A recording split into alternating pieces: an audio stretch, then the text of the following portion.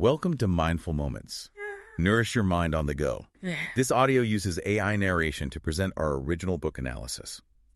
We're diving deep into Walter Isaacson's biography of Steve Jobs. He's a legend, a tech icon. But today, we're going beyond the surface. We're exploring his whole life story, the beginnings, the struggles, the triumphs, and the legacy. It's a fascinating read. It really is. Yeah. Isaacson had incredible access, interviewing Jobs himself, but also family members, friends, colleagues, even rivals. So we get a pretty complete picture, the good and the bad. That's what makes it so compelling. You see his brilliance, but also his flaws, his drive, his vision, but also the conflicts that came with it. It's all there.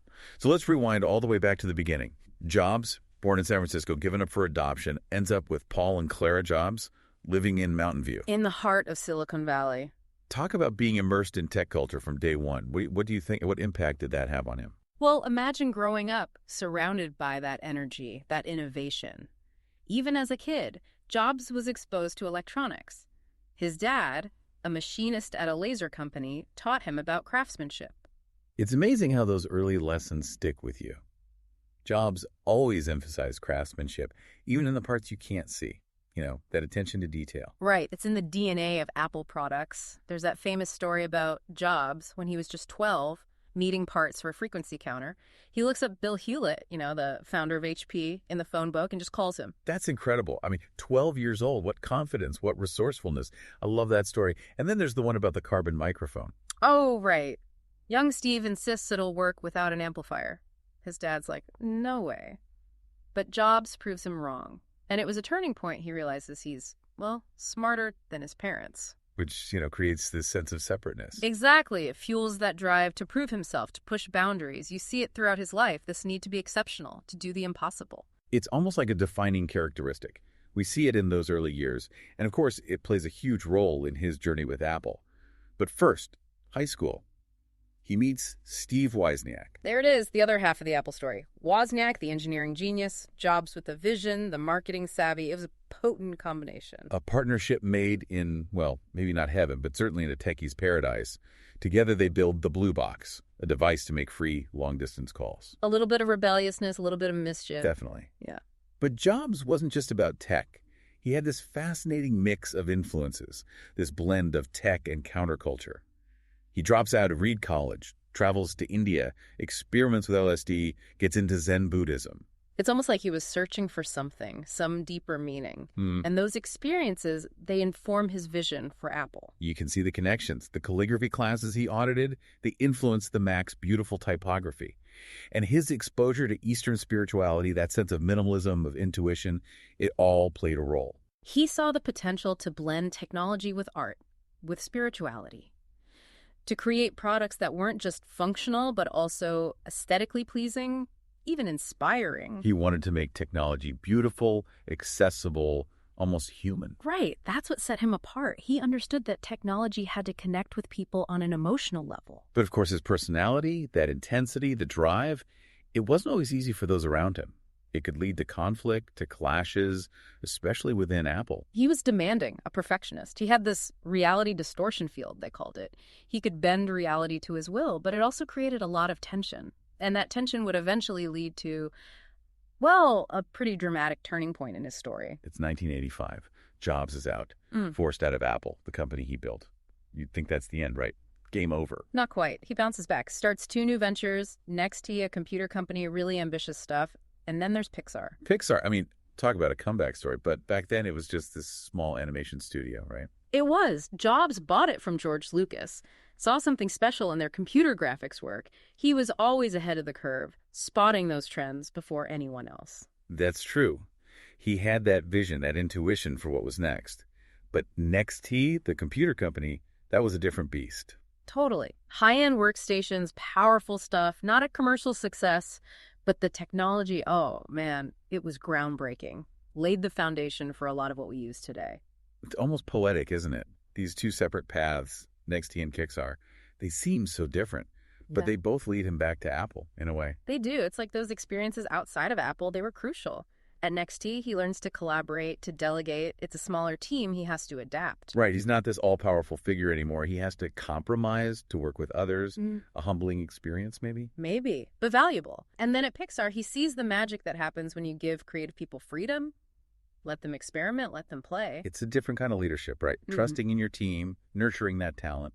Exactly. And these lessons, they're going to be essential when he returns to Apple. Because by 1997, things are bad, really bad. Apple's struggling, losing market share, product line's a mess. It's a far cry from the company Jobs built. It was. They needed a savior. And who comes in? The prodigal son. Jobs is back. Apple acquires NXT. Jobs comes on as an advisor at first. But, he's not going to stay in the background for long. He's back in the CEO's seat within a year.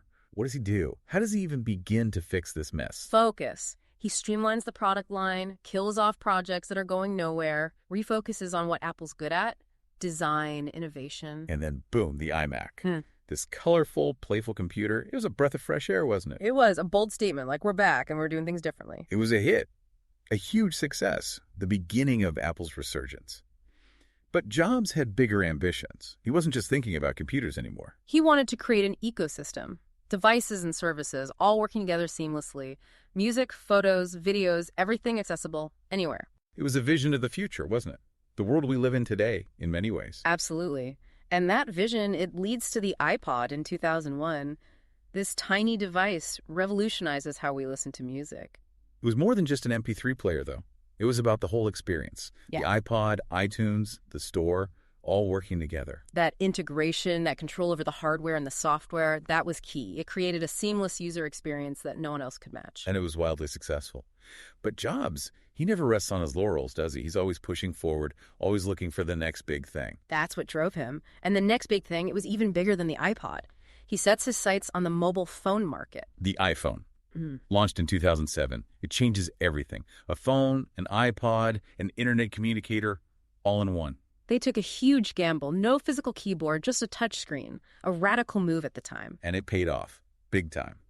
The iPhone set a new standard for the industry. Intuitive design, sleek aesthetics. Then, the App Store launches in 2008. A whole new world of possibilities. It was a walled garden, yes, but what a garden it was. Apps for everything. It transformed how we use our phones. And then, 2010, the iPad. Some people scoffed at first, called it a big iPhone. But Jobs saw the potential. A new category of mobile computing. Browsing, reading, watching movies, playing games. It was perfect for all of it. Another example of Jobs anticipating what people would want, even before they knew they wanted it. By this point, Apple's on top of the world.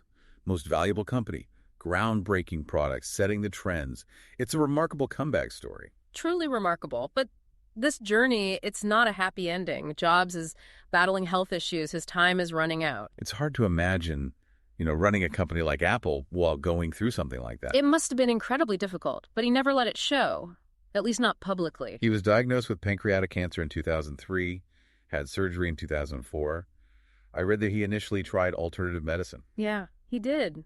He later said he regretted that, wished he'd gone with conventional treatment sooner. In 2009, he had a liver transplant, but his health was still declining. And yet, he's still at the helm of Apple, still driving innovation. The iPhone 4, the iPad 2, iCloud, all launched during this time.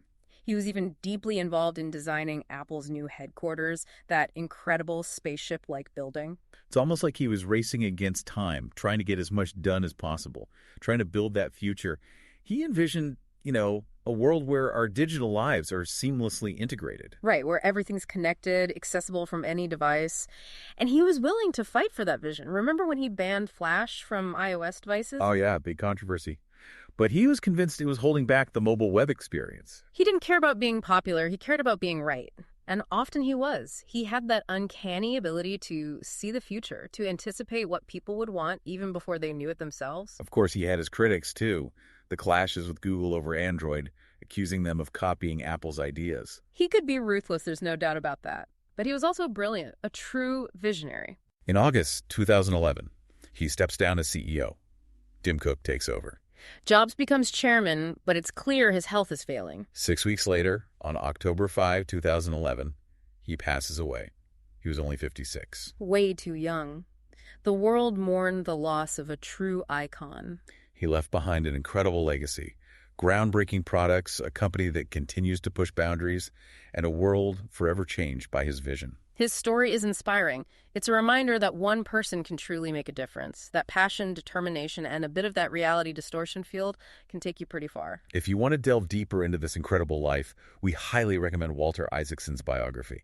It's an amazing read full of insights and anecdotes. You can find a link to purchase the book in the episode description. And if you enjoyed this deep dive, be sure to subscribe to our channel for more insightful book analyses covering a range of fascinating topics. We're here to help you nourish your mind on the go. Thanks for listening.